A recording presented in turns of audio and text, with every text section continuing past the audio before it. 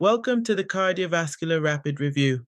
This session focuses on high-yield content for American Association of Nurse Practitioners, American Nurses Credentialing Center, Family Nurse Practitioner, Adult Gerontology Nurse Practitioner, and Psychiatric Mental Health Nurse Practitioner board exams.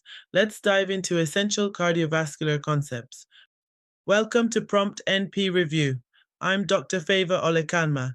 Today, we'll simplify cardiovascular concepts, covering hypertension, hyperlipidemia, heart failure, murmurs, peripheral artery disease, and venous insufficiency.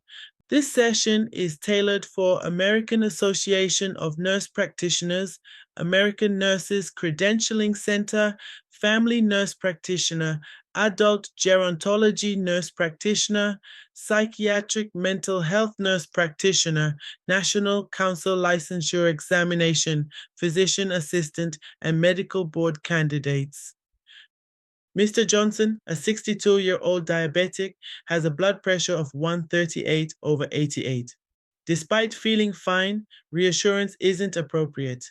Patients with diabetes, chronic kidney disease, or cardiovascular disease require lower blood pressure targets. Feeling fine doesn't equate to acceptable blood pressure levels. Managing hypertension begins with lifestyle changes. Adopt the DASH diet, exercise, lose weight, reduce sodium, quit smoking, and limit alcohol. First-line medications include thiazide diuretics, ACE inhibitors, calcium channel blockers, and angiotensin receptor blockers. For patients with diabetes or chronic kidney disease, ACE inhibitors or angiotensin receptor blockers are preferred due to kidney protective benefits. Mrs. Williams' lab results show low-density lipoprotein at 165 milligrams per deciliter and high-density lipoprotein at 38 milligrams per deciliter. Her triglycerides are critically high at 620 milligrams per deciliter, posing a pancreatitis risk. Lifestyle changes are essential, but statins remain key for lowering low-density lipoprotein and reducing cardiovascular risk. Mr. Davis experiences shortness of breath and needs multiple pillows to sleep. Left-sided heart failure affects the lungs, causing dyspnea, orthopnea, and pulmonary crackles. Right-sided heart failure impacts the body, leading to leg swelling, elevated jugular venous pressure, hepatomegaly, and ascites. The New York Heart Association classification categorizes heart failure into 4 classes. Class 1 shows no symptoms with ordinary activity. Class 2 involves mild limitations.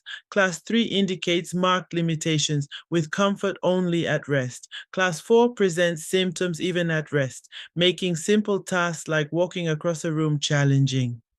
When evaluating cardiac murmurs, first determine if they are systolic or diastolic.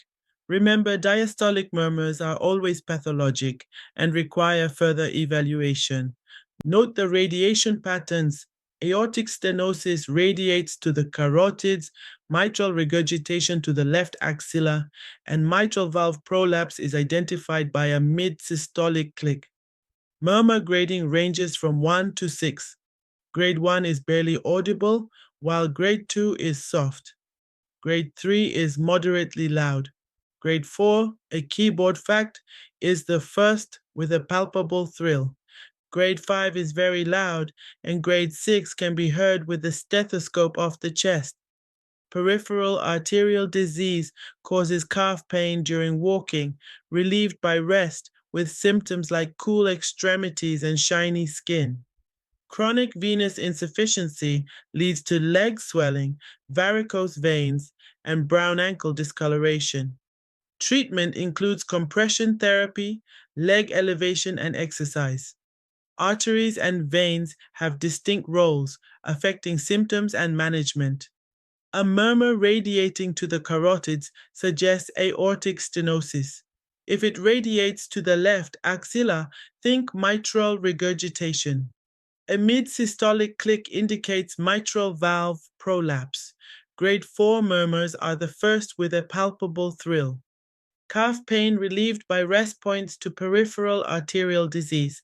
Triglycerides over 500 milligrams per deciliter increase pancreatitis risk.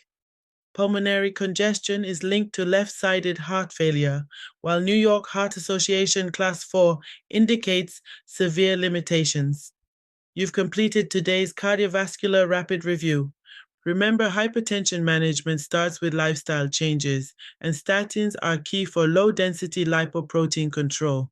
Diastolic murmurs are always pathologic.